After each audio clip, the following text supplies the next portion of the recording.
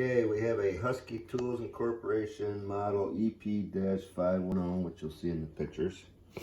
Got this from a local restore recently and testing it out, show you it works. So basically, on swiveling fine, no oil leaks in the hydraulics anywhere.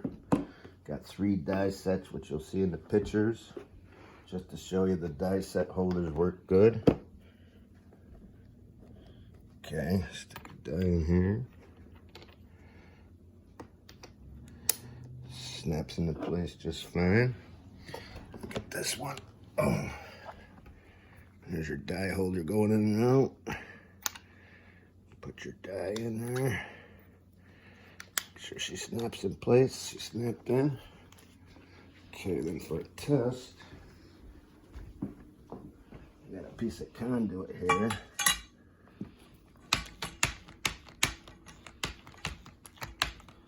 Hydraulics seem to work fine. Okay, so we're up on our metal. Feel a little tension. Okay, tightening up.